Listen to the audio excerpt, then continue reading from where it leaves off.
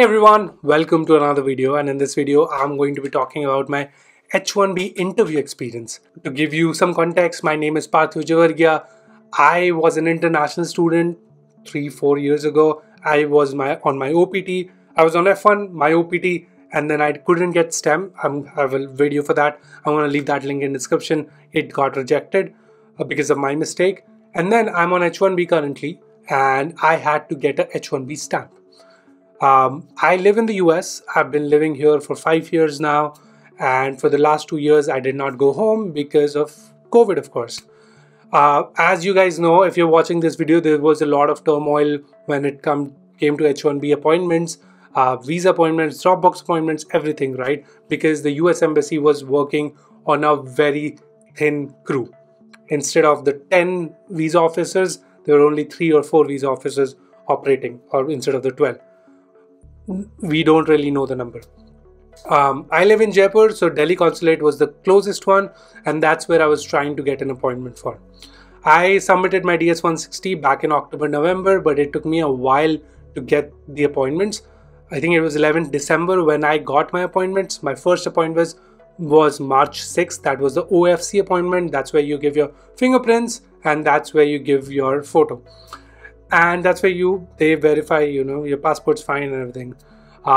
Then March 9th was my visa interview date. March 6th was also a Sunday, which was a little confusing, but VFS is open on Sundays. March 9th was my visa interview date, and to spice it all up, my passport was about to expire. So when I got the date and I realized by March 9th my passport will be within the time frame of 6 months. So if your passport is only valid for 6 more months, they wouldn't give you a visa in that. They won't allow. It says on every embassy's website that your passport should be valid for more than 6 months. And my passport was about to expire this year. That's 2020. That was June 22. So if I would have gotten an appointment in January also, that would have been the same case. So I'm contemplating here. I'm in the US. I'm like, should I get it renewed here? Should I go back to India and get it renewed there? Pros and cons, right? You can get it renewed here. You have to submit all of the documents, fill out all the information. Getting it renewed here is a bit expensive as well. It's like 10,000 rupees, $150, as compared to, even if you do in Tatkal, I think it's like 2,000 rupees in India. Plus, I have the convenience, the driver will drive. I don't have to send my passport to San Francisco and potentially cause more delays. So I'm just gonna go get my passport renewed there and see. So while I was doing this, I was also checking online what's the procedure. Let's say I have submitted my DS-160 with my old passport number, and if I'm going in my visa interview with a new passport, what happens then? Very different answers. I don't trust different answers, but it's a great a great foundation to start with. So I look it up, and they said the consulate is pretty flexible. They will accept your new passport, and they just they change things there only, and they'll accept your passport, and that's fine. I reached out to the US Embassy and US Embassy in India, and they told me that your DS-160 has been submitted with the old passport number. You can go to the consulate with the current DS-160 and everything. If you have to update the old DS-160 and update the new number, you'll have to get a new appointment, which is another problem. So I was like, okay, I'm gonna go with it, and I'm going to put a screenshot of what the response was exactly, so that it's clear to you guys, and the question I asked as well. So it's March 6th. I have all my documents ready. A day before, I'm creating all the documents. For OFC, you really need your DS-160 confirmation page and your passports, and I took my H1B approval notice as well. I didn't really need it, but I took it. But for your visa interview, you need more documents. I'll talk about it. So I go to the OFC, which is in a railway station, in a metro station. I go down, I go to the OFC counter, wait in line. I give them my passport, I give them the documents, and he's like, sir, you have a new passport, you'll have to update your DS-160. I'm like, sir, that takes a lot of time. Can you not do it on your end? And he's like, no, sir, you'll have to do it. You'll have to update your DS-160. And he returned my passport and he returned my DS-160 confirmation page. And I'm like the appointment confirmation page, sorry. He returned my appointment confirmation page and the passport. So I'm like, how am I supposed to do it right now? I don't have a computer. Like, what do you want me to do? So he's like, sir, we will hold your, date. You just go and update your DS-160 with the new passport number, and we will entertain the same appointment right now. So I'm like, okay, let me figure it out. I have my laptop in the car. I go up, meet with my parents, and I was just contemplating all these plans. But as soon as I climb, it's 2 levels down, I climb 1 level up, and a guy is like, oh, there's a change in your DS-160 confirmation. And then it clicked to me that this is pretty common. People make changes in their DS-160 all the time. So I was like, yeah, there is a change. And he's like, okay, if you have a passport number change, that's 1,000 rupees. I'm like, take it, dude. It's so stressful right now already. Just take my money and get this thing resolved. He takes me to a cyber cafe right next to a petrol pump. And we walk there and he's like, okay, what do you have to change? It'll be 1,000 rupees. I give him 1,000 rupees. And basically, we go to the DS-160 page, the US Embassy of India page, and start filling things out again. It's already pre-filled. We are just changing the passport number. He changes the passport number, like salary, who's the family member, and all of that, and you keep going one by one. And they're so competent in that he's able to fill like some of those forms which are, you mark no and everything. He just marks it like that and finishes. Within 15 minutes, I have a new appointment confirmation page.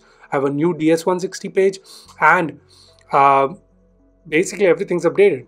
I go back, go to the OFC guy, tell him that, hey, here's a appointment confirmation page. Here's the DS-160, confirmation page, submitted with the new passport, and I give him my new passport, and he's like, okay, so you're good to go. Get my fingerprints done.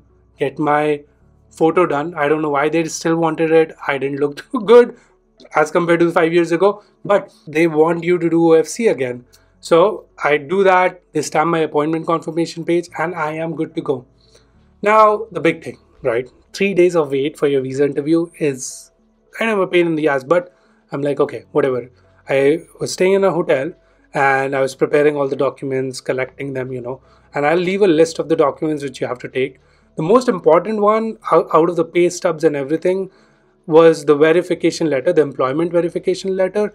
I'll tell you why it's important, because a lot of times it's not really, like, my lawyers didn't tell me that I have to take a employment verification letter, and literally a day or two before, I emailed them like, hey, I need an employment verification letter because I'm going for a visa interview, and they gave my verification letter. Now, this might be a very different case in different companies with different people, but this was the case for me. Now, the visa interview day comes. I have all my documents. I have my pay stubs. I have my the H1B approval notice, the DS-160 submission notice, the appointment confirmation, my new passport, my old passport, some of the documents like the I-765, which you have to fill out, the big thick document. I have that, and I was like, okay, I'm gonna go in. There was a security check. My appointment was at 10 a.m. I was there at like 9:15 or so. There was a security check. They get you through security. There was a lot of waiting because of COVID as well, because you were supposed to stay 6 feet apart. I go into the US consulate. They make you wait at one place after security. Then they make you stand in line inside the consulate where the visa interviews happen. And then you have to wait a little bit more. This was again because of COVID and because of less visa officers on site. I am in a queue. My turn comes in. And it's so weird. Like, I know that I know all the answers. I know what to talk about and everything, but I still got a little nervous. I'm like, okay, we'll see. I go to the visa officer. I pass him my appointment confirmation page, my new passport, my old passport as well. I'm like, just take it. He's like, oh, this is not needed, and the employment verification letter. He did ask for that. In my old passport, there was a F1 visa. He crosses that out, and that's done. He asked me the following questions. I have it written down. I'm going to tell you about it. Number one question he asked me was like, number one thing he told me was, pass your passport and I-797 and employment verification letter. I passed him that, and I passed my old passport as well. The second question is, where did you go to school? I tell him I went to Purdue University. Again, as it was for student visa interviews, it's the same thing with H1B. Keep your answers succinct. He asked me, what did you study there? I told him construction management. Then the fourth question is, where do you live now and where do you work? I said that I live in Tucson, Arizona, and I work for DPR Construction. Number fifth was, what do you do for DPR Construction? What's your role? I told him I work as a project engineer and do cost management, scheduling, subcontractor coordination, and some VDC items. He laughingly asked me, do you like Tucson or Indiana? And I told him, ask me again in winters because, it's very hot right now in Tucson. So that was the conversation we had. He's like, visa is done and you will get your passport in a week. I am gone from there. He asked me to walk out. I walk out. I'm happy. My passport was literally, I think, so March 9th was Wednesday was my interview, and 11th, that was a Friday, I got my passport because I did choose a premium delivery service. And that was it. That was the H1B interview experience for you. If you have questions, let me know. I'm going to leave a link in description for all the documents I took. I hope that will help you. Dropbox appointment is different. You can check out some videos. There are people have posted. I know Hanur went through it and the other folks who have went through a Dropbox appointment as well. But this was my H1B experience. Wasn't too bad, honestly. Could have been worse. But just the pain, right, that I had to stay in India for longer, which is a nice thing. But my work colleagues are dependent on me and I need to get back. And this was kind of preventing me for it. And my roommate, my ex-roommate hasn't been to India in like forever. And he can't go because he's not able to get appointments. And that is my biggest beef with US consulate. It was amazing before. And it has been so painful for students and people to get H1B appointments, H1B appointments, F1 appointments, all of these. Thank you so much guys for watching. Let me know if you have any questions, and make sure you subscribe. I post a lot more videos like this, and until then I'll see you in the next one. Take care everyone.